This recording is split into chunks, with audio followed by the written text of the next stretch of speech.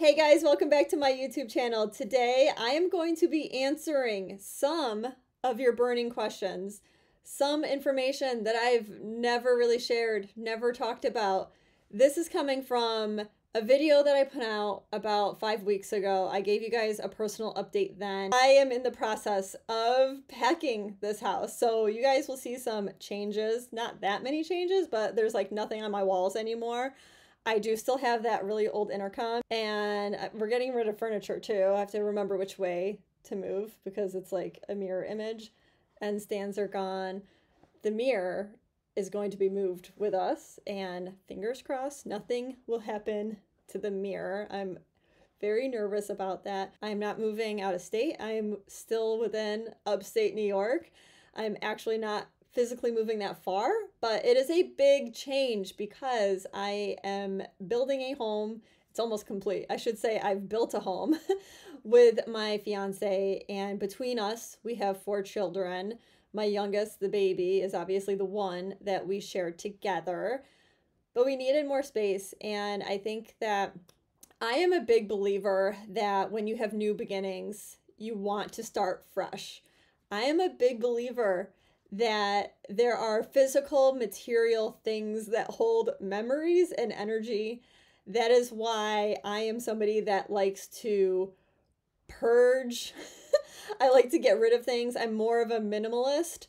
Although I say that, like, I purge things that hold memories that I don't want to be necessarily living in, but like for really positive, good memories, those things, they are actually very important to me to cherish, and I store them and I organize them, and it's just a way in which I believe impacts, your daily life. And when you want to move on, especially for any of you guys that have gone through breakups, like I really am a big believer in getting rid of the things that remind you of that. Like if you're really trying to move on, it's the same advice that I give when you have a breakup, to go through a time period in which you're not talking to that person and you're not viewing their social media, you're not keeping up with them.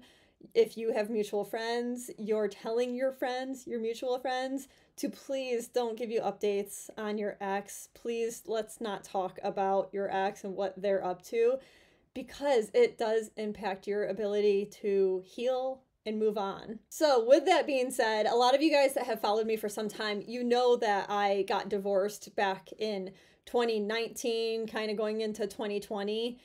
And so what you might not realize is that where I live is the house that I had with my ex. Oh my God, so many of you guys are going to be in the comments right now saying, she got the house. Like, it's really way more complicated than that. If you guys have been homeowners before, like, that after only 2 years, you really have only broken even typically with catching up to the cost to close on a house.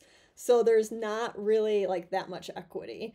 So it's really more about, at that point, for those kind of situations, it's more about who is able to afford the mortgage payment or who is willing to pay for the mortgage payment. I'm a pretty darn fair person in real life. Even when I have been wronged by people, I can forgive, and it doesn't mean that I'm going to be that same person, relationship status with you, but I will still respect you as much as possible. I will not dig in and try to exert my revenge on you, because you've wronged me.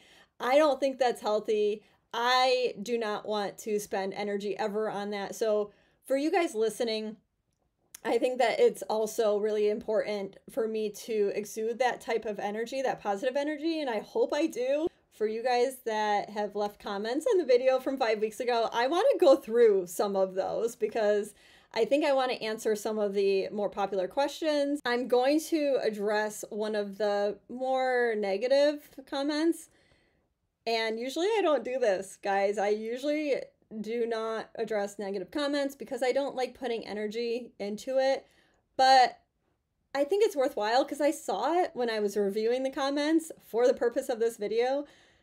And I'll read it. It says, "Nah, she gotta keep the grift up and keep those simp bucks.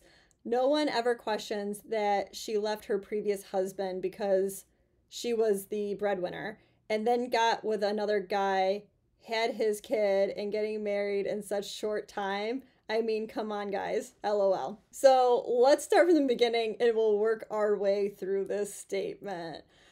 The grift, and I have to tell you that like 2 years ago, I had to look up what grift meant for like a podcast that I was doing. I was like, wait, what's grift? I don't know. Like, I didn't know that was like a thing, but it is. It's very much a thing. Like, I do think that clearly there are some women out there making content and videos that are kind of not thought out, and they're just saying exactly what men might want to hear, but without any really deep thought. And the purpose of it is to simply get men to like Venmo them. But that's not what I'm here to do. Like, all I truly want to do is to have my voice to impact you guys.